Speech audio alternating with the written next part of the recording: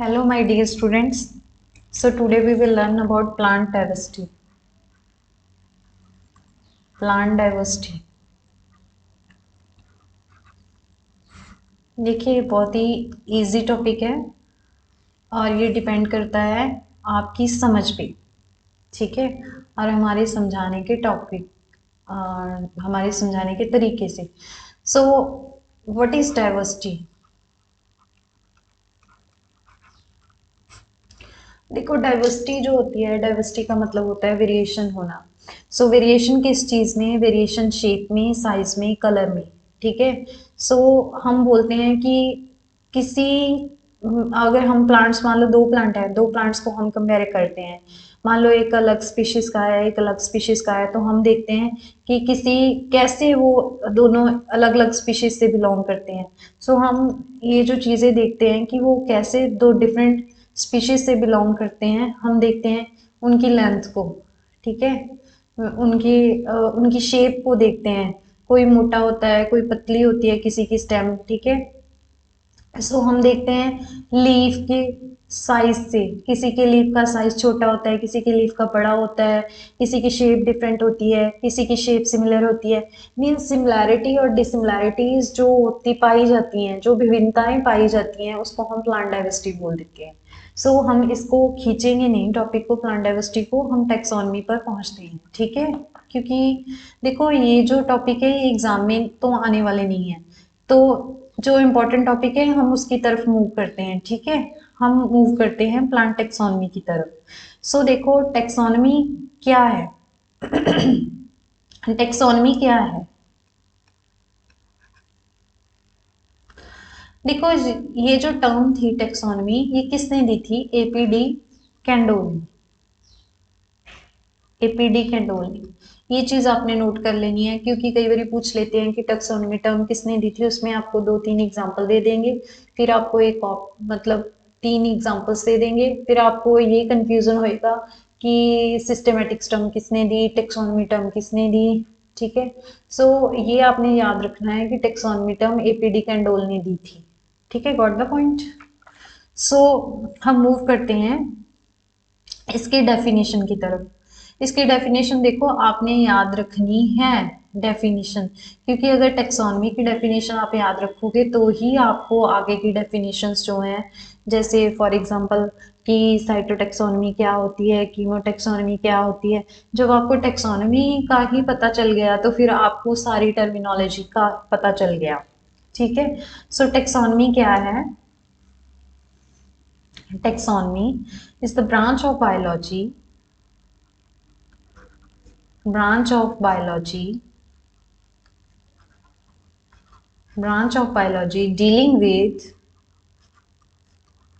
dealing with identification,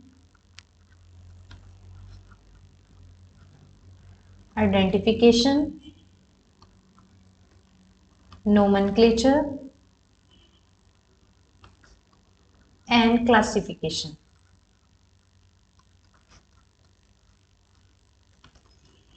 ठीक है। Taxonomy वो ब्रांच है बायोलॉजी की जो डील किससे करती है, ब्रांच ऑफ बायोलॉजी जो डील करती है आइडेंटिफिकेशन, नोमेनक्लेचर और क्लासिफिकेशन से, ठीक है। ये आपने याद रख लेना है कि इसके तीन स्टेप होते हैं। कौन कौन से तीन स्टेप होते हैं? एक तो आइडेंटिफिकेशन मीन्स कैरेक्टराइजेशन, दूसरा है नोमेनक्लेचर और तीसरा है क्लासिफिकेशन। देखो मैं आपको ना इसको अलग से लिख देती हूँ कि इसके कौन कौन से स्टेप होते हैं, स्टेप वाइज लिख देती हूँ। कैरेक्टराइजेशन,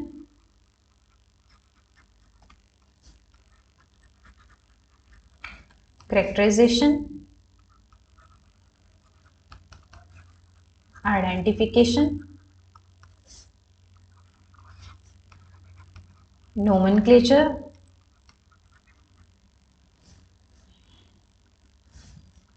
नोमेनक्लेचर,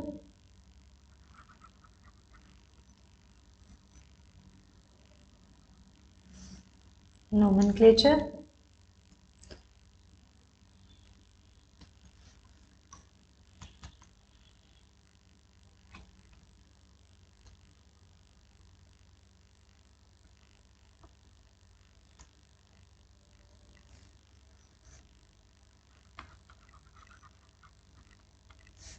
और थर्ड है क्लासिफिकेशन।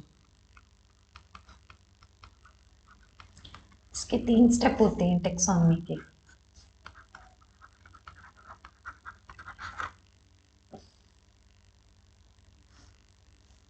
एक मिनट।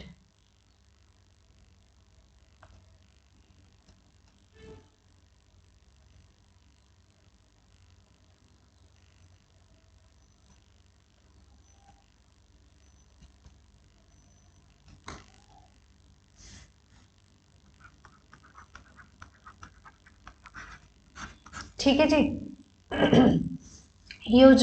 ये जो टर्म है ना टेक्सोनोमी, सो ये 2 वर्ड से मिलके बनी होती है। एक टेक्सिस है और दूसरा है नोमस। टेक्सिस का मतलब होता है अरेंजमेंट और नोमस का मीन्स होता है लॉ और रूल्स। ठीक है जी। और देखो अब मैं आपको ये तीनों स्टेप समझा दूं कि ये तीनों स्टेप है क्या। देखो करेक्टराइजेशन और आइडेंटिफिकेशन में हमारे पास 2 चीजें आ जाती हैं। एक तो आ जाती है मॉर्फोलॉजी, एक आती है एनाटॉमी। इसी स्टेप में यही नोट कर लो। एक होती है मॉर्फोलॉजी, मॉर्फोलॉजी, और दूसरा है इसमें एनाटॉमी, एनाटॉमी। देखो मॉर्फोलॉजी में हमारे पास एक्सटर्नल मॉर्फोलॉजी, जैसे कि मैंने आपको बताया कि बाहर से देख के किसी चीज को हम आइडेंटिफाई कर लेते हैं। कि जैसे हम बाहर से देख के आइडेंटिफाई करते हैं कि ये लड़की है, बाहर से देख के आइडेंटिफाई कर लेते हैं कि ये लड़का है। ठीक है, तो ये उसकी एक्सटर्नल मॉर्फोलॉजी होगी। जैसे हम बाहर से देख के किसी को कह देते हैं कि ये फलाना प्लांट है। ठीक है, जैसे ये हम बोल देते हैं कि ये अगेरिकस है। ठीक है, ये सॉन्कस है, ये एगेरिकस है, ये सनफ्लावर है। हम उसके बाहर की आइडेंटिफिकेशन देख के हम उस फ्लावर को उस प्लांट को आइडेंटिफाई कर देते हैं। ठीक है, और एनाटॉमी जैसे हम उसको उसके इंटरनल स्ट्रक्चर को देखते हैं। ठीक है, जैसे उसकी एपिडर्मिस देखते हैं, उसके जाइलम फ्लोएम को देखते हैं, फिर हम आइडेंटिफाई करते हैं। मीन्स इंटरनल बेसिस पे उसको आइडेंटिफाई करते हैं। ठीक है, और सेकंड स्टेप है नोमेनक्लेचर। नोमेनक्लेचर में हम क्या करते हैं, नेमिंग देते हैं, किसी चीज को नाम देते हैं। और क्लासिफिकेशन में हम क्या करते हैं, ग्रुपिंग करते हैं। ठीक है, ये फलाने ग्रुप से बिलोंग करता है। सो ये तो थी हमारी टेक्सोनॉमी। सो नेक्स्ट जो हमारा आता है वो आता है सिस्टेमेटिक्स। राजे ये बहुत इंपॉर्टेंट टर्म्स हैं, टेक्सोनॉमी और सिस्टेमेटिक्स। और आगे भी हम जो पढ़ेंगे टर्म्स वो इंपॉर्टेंट ही हैं, क्योंकि एग्जाम में सीधा ही क्वेश्चन पूछते हैं कि टेक्सोनॉमी किसने दी, किसने टर्म दी, किसने दी, एपीडी कैंडोल ने। सो इसके क्या स्टेप्स होते हैं।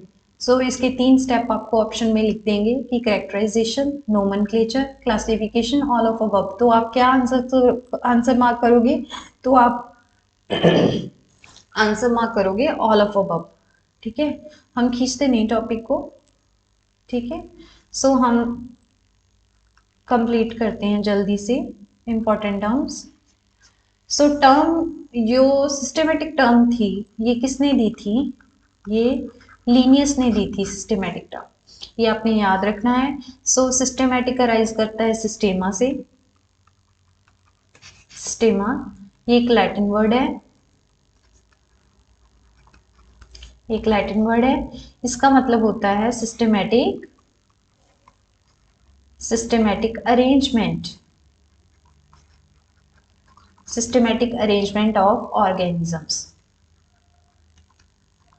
Systematic arrangement of organisms. देखो अब इसमें कौन कौन से स्टेप इंक्लूड होते हैं, तीनों स्टेप टेक्सोनॉमी के। कौन कौन से स्टेप, आप बोलो। Yes, very good. Identification. Second step कौन सा था, नोमेनक्लेचर। और थर्ड स्टेप कौन सा था, क्लासिफिकेशन। एक चीज और नोटिस करना, ये आगे पीछे नहीं लिखने हैं स्टेप, अगर ये नंबर 1 स्टेप है तो ये नंबर 1 ही आएगा, अगर ये नंबर 2 स्टेप है तो ये नंबर 2 पर ही आएगा, अगर ये नंबर 3 है तो ये 3 पर ही आएगा। ठीक है, ये सारे तीनों स्टेप वही हैं, सेम स्टेप टेक्सोनॉमी के। ठीक है, और इसमें एक स्टेप जो 4th स्टेप है वो डिफरेंट है, दैट इज अफिनिटीज। अफिनिटीज, ठीक है। सो अब मैं आपको समझा दूं कि what is affinity. I think हम एक स्टेप आगे आ गए। अफिनिटीज,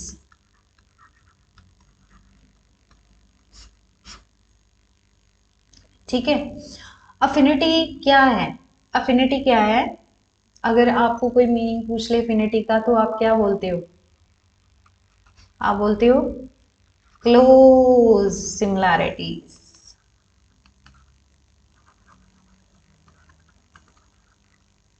ठीक है, क्लोज सिमिलैरिटीज। फॉर एग्जांपल मैं दो ग्रुप लेती हूँ, एक ग्रुप हमारा हो गया मोनेरा, दूसरा हो गया प्रोटिस्टा। आप बता सकते हो कि इसमें सिमिलैरिटी क्या है दोनों ग्रुप में? बता सकते हो? ये दोनों किससे बने होते हैं? ये दोनों सेल से बने होते हैं। ठीक है, ये सेल से बने हैं, ये सिमिलैरिटी है। डिसिमिलैरिटीज क्या होगी इसमें फिर? डिसिमिलैरिटी है कि ये दोनों अलग अलग ग्रुप हैं। ठीक है, अब देखो प्रोटिस्टा से क्या राइज करता है? प्रोटिस्टा से ही फंजाई राइज करती है, प्रोटिस्टा से ही प्लांटी, प्रोटिस्टा से ही एनिमिलिया। ठीक है, सो तीनों किससे राइज करते हैं? प्रोटिस्टा से। ये क्या हो गया? Evolutionary relationship between organisms. So ये हमें एवोल्यूशनरी रिलेशनशिप बताती है ऑर्गेनिजम्स के बीच में, और हमें क्या बताती हैं? क्लोज सिमिलैरिटीज क्या है उनमें। ठीक है, सो ये आपने याद रखना है। मूव करें नेक्स्ट पे। ठीक है, सो नेक्स्ट टर्म है हमारी modern taxonomy. So what is modern taxonomy? पहले हम इसको देख ले कि किस किस नाम से जानते हैं। देखो मॉडर्न टेक्सोनोमी को बायोसिस्टेमेटिक्स भी बोल देते हैं, बायोसिस्टेमेटिक, इसी को नियोसिस्टेमेटिक्स भी बोल देते हैं।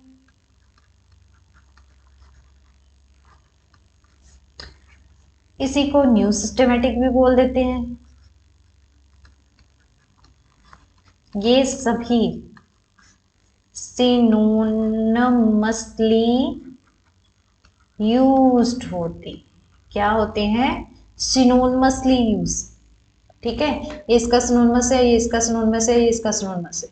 ठीक है, ये तीनों सिनोनिमसली यूज होते हैं। What the point? अब हम पढ़ लेते हैं कि मॉडर्न टेक्सोनमी के क्या फैक्टर हैं।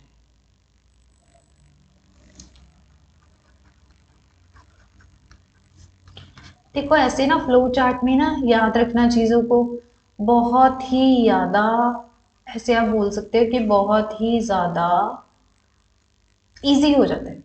ठीक है, सो मॉडर्न टेक्सोनमी में पहले मैं लिख दूं क्या क्या चीजें इन्वॉल्व होती हैं। एक्सटर्नल स्ट्रक्चर, इसी में इंटरनल स्ट्रक्चर, ये इसके कैरेक्टर्स हैं, ये जो चीजें इसमें इन्वॉल्व होती हैं। Cytological information,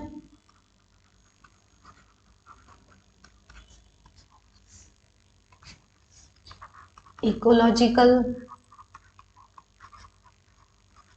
information,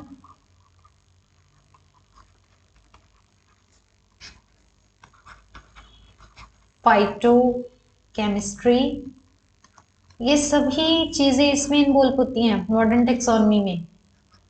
physiology,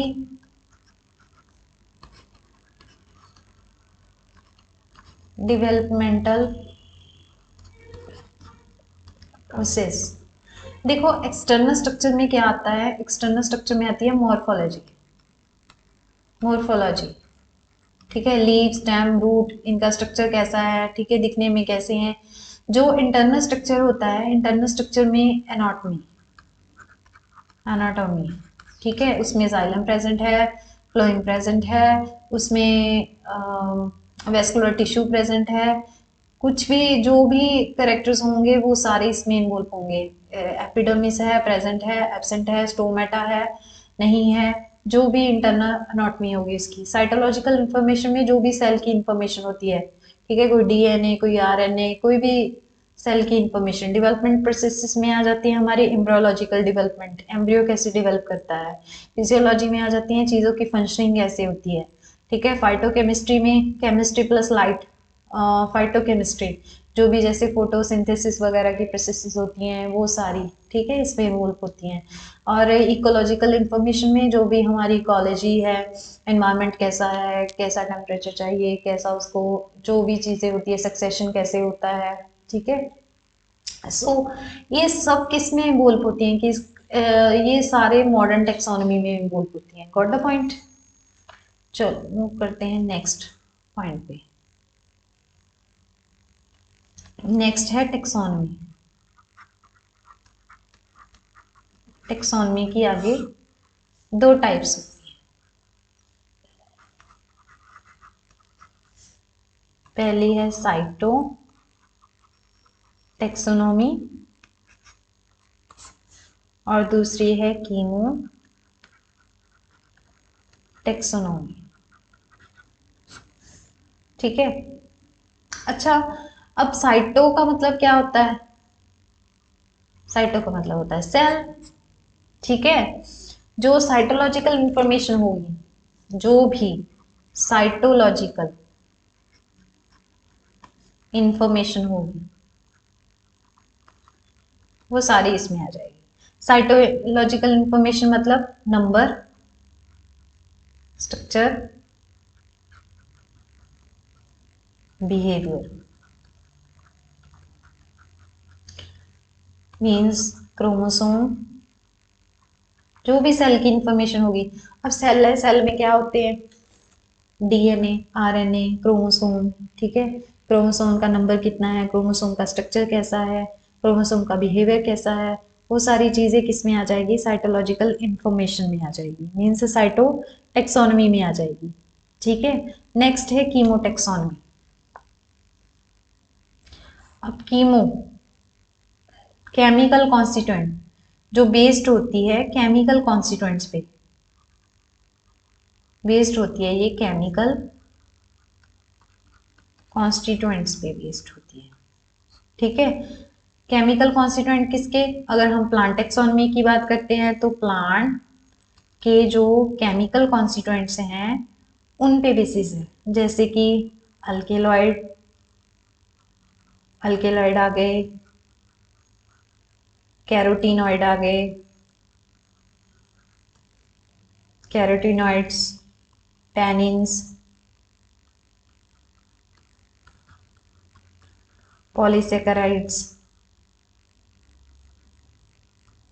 polysaccharides, nucleic acid,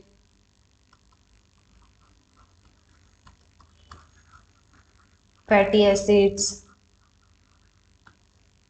amino acids, aromatic compound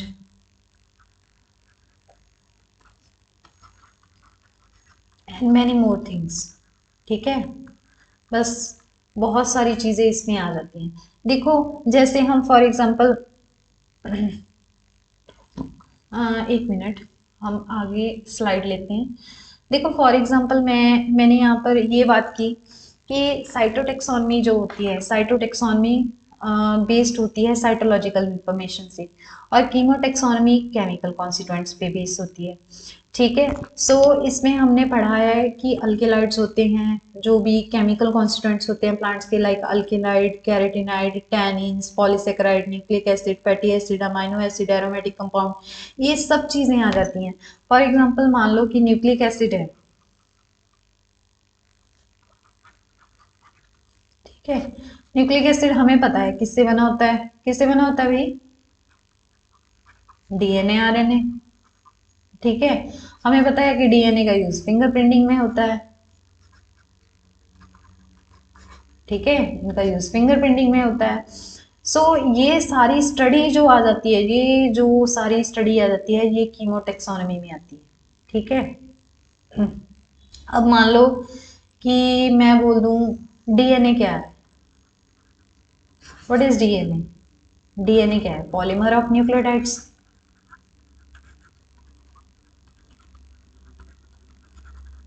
ठीक है।